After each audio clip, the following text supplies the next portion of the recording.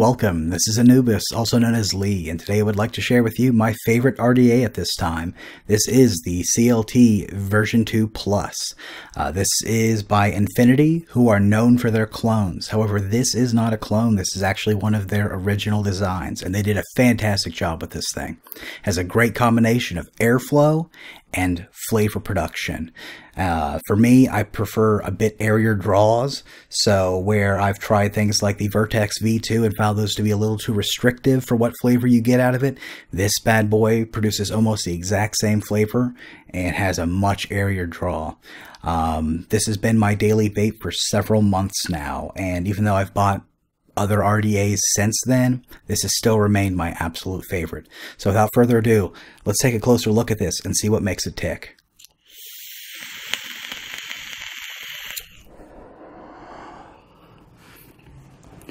Alright, here we are. This is the CLT V2 Plus. The only real difference, real quick, between this and the first edition, the V2, is really going to be the airflow here at the Cyclops slots and the drip tip.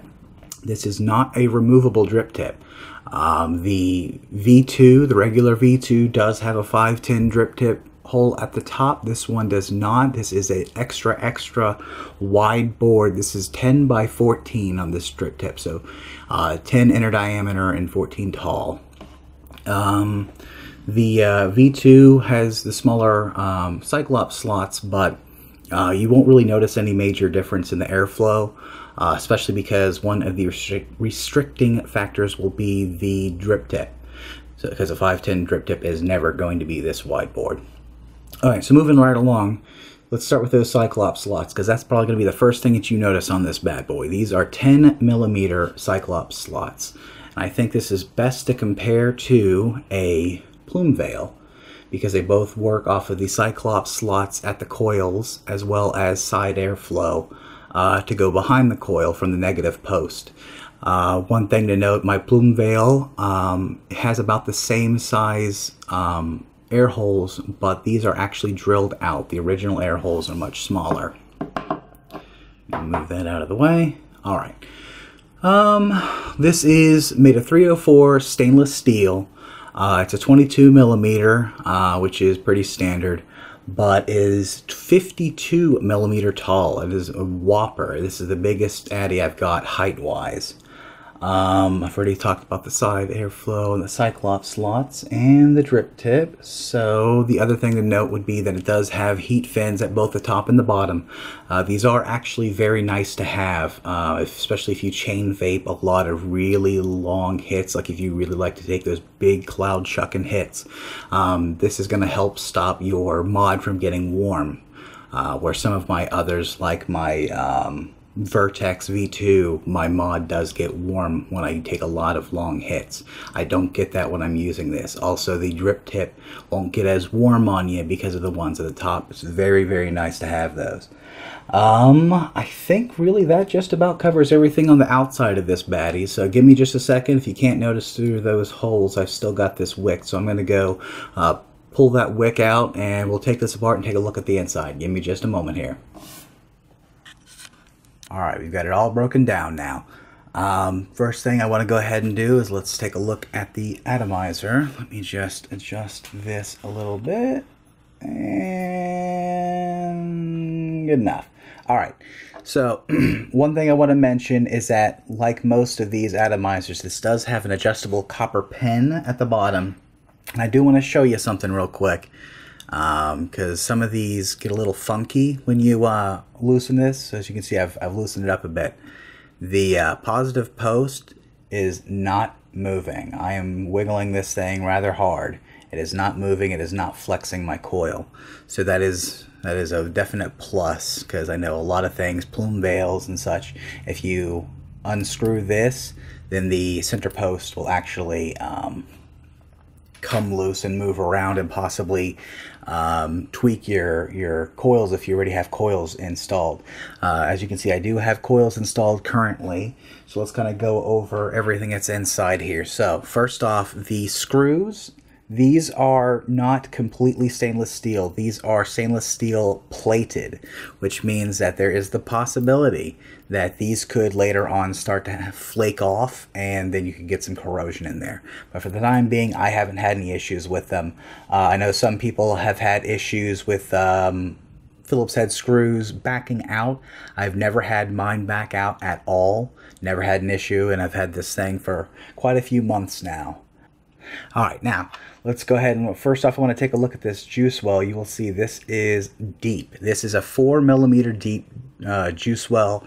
It holds quite a bit of juice, and if you get your wicks to come down into there, typically speaking, you should not see anything backing out. You shouldn't have any leaking, any issues like that.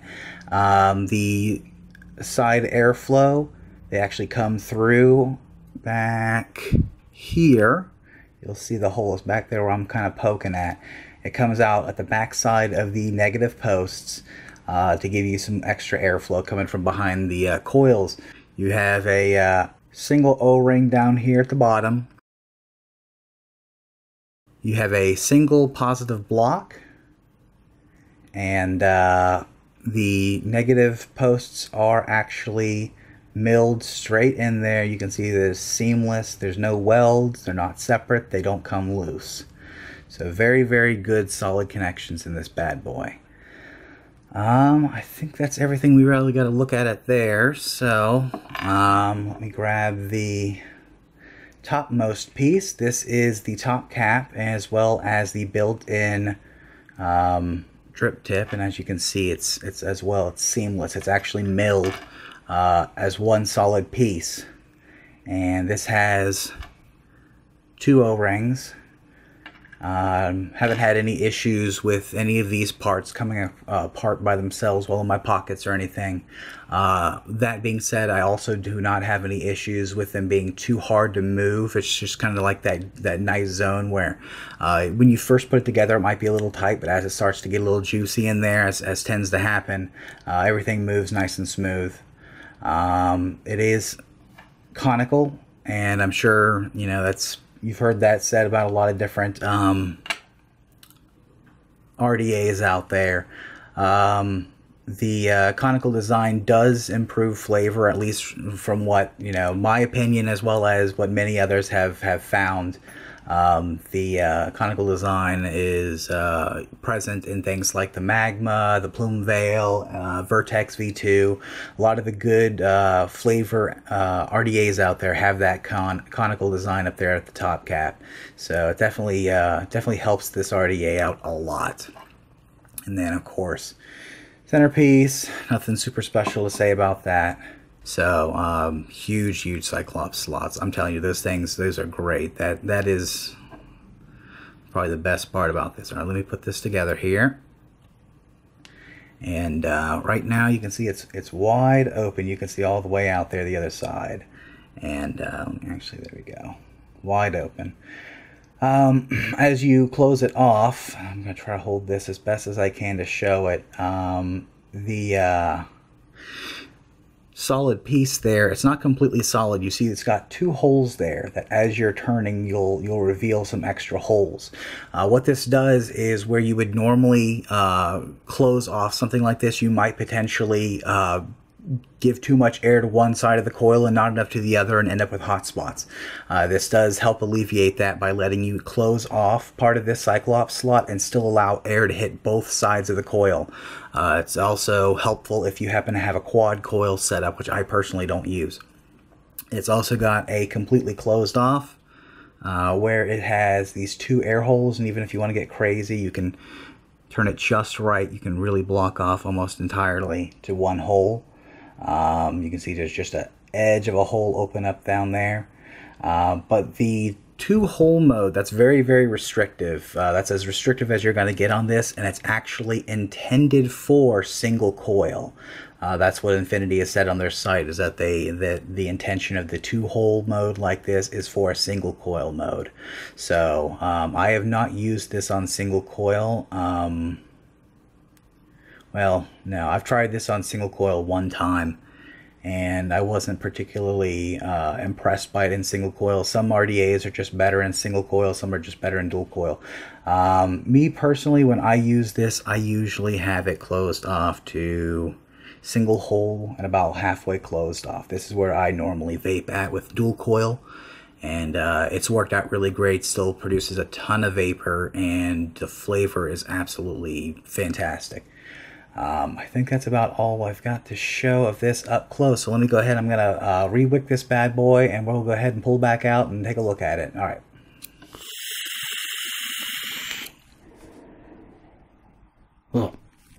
All right, and that was our close-up look at the CLT V2 Plus.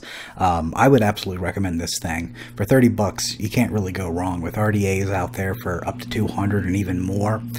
Definitely a good place to start if you're newer to this, or even if you collect RDAs and you've got quite a few to choose from. This will not do you wrong. Having that wide range of, you know, big open airflow to nice and restrictive is really nice. If you are very specifically into single coils, it's not great. It does work, but I definitely recommend dual to quad coil on this. Machining was really good. Mine didn't come with any scratches. It's very well polished. The only place that could have used a little bit more love was the deck, but since you don't really see that except for when you're building, not a big deal in my book. No sharp edges, no burrs. Screws are, you know, they go in there nice and smooth. The 510 connection is very smooth. So overall, a very good RDA. So that's really all I had to say. So happy vaping to y'all, and peace off.